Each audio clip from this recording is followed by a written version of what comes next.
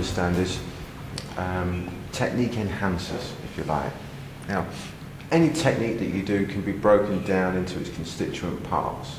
And these little itty-bitty individual parts are what makes a technique work.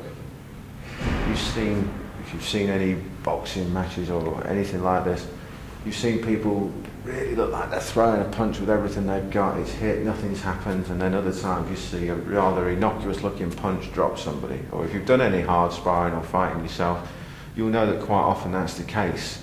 The one that you threw that you didn't think had anything in it drops them. And the one that you throw with everything you got, or you think everything you got, you're struggling to make it work.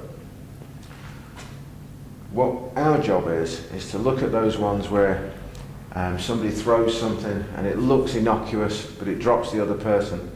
People call it a freak occurrence. Well, our job is to look at this supposed freak occurrence, analyse exactly what happened, figure out what made up this freak occurrence, and then utilise all of those elements, all of those technique enhancers, if you like, into every single thing that we do, so that that freak occurrence becomes a regular occurrence. Okay?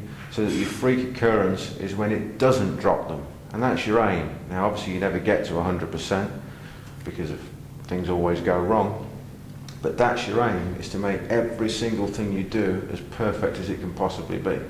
Otherwise, what's the point in doing anything? So we're going to look at these things in isolation, right? Just for Ian's safety. So everything's going to be in isolation.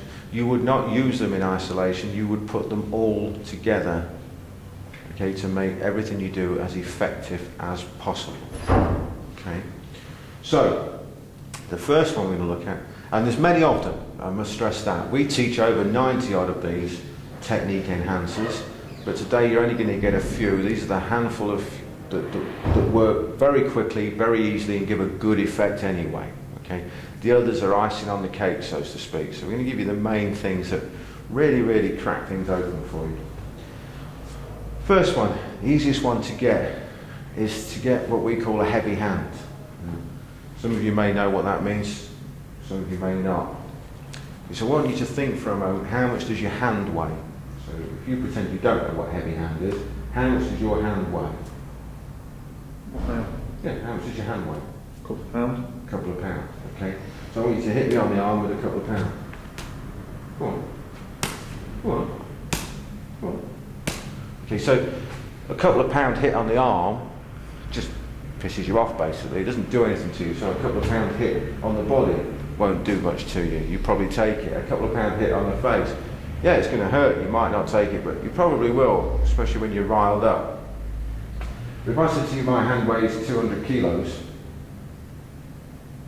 which is 440 odd pounds, that's a big difference. Yeah.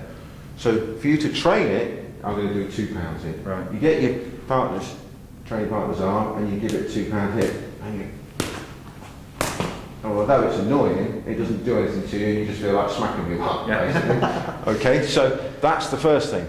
Then you say, okay, right, that was 2 pounds. Now if it weighs 20 pounds, it has a different effect.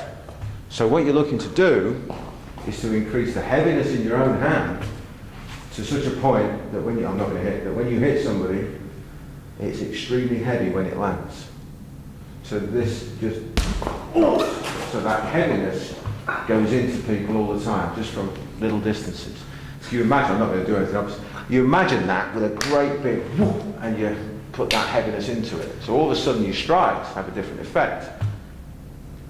So this heavy hand is what you've got to get first. Now, the easiest way I've found in teaching people a heavy hand, if you do it with me, is you grab your own hand, pick it up, and let go. And it should just fall down. So when you pick it up, I'll hold it for you. Relax it totally. Relax it. I'm holding your arm up. I'll hold your arm up. It doesn't take a while to fall down. I'll hold your arm up. Relax it totally.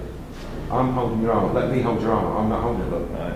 Okay. I've got to hold your arm up. Let it drop into my hand. That's it. And when I let go, it falls. Yeah. Sorry. Right? Yeah. It's got to fall. Just let it go. So now you hit me with that. You have a go. Just clench your fist. Hold it there. Just open hand's fine. And just let it, hold it. I'll hold your hand, let it drop. There you go. Now, that hurt a lot more than it did before, I've got to tell you. So when you get this, you get it so you can do it from a distance, you can do it from closer, until you get close so you can do it from on. So that when you put heaviness in there, you've got people. So even if it's get off me, you're putting something heavy on them so that you can do something straight away. So that's the first thing you've got to get is this heavy hand. Now it can be on your strides,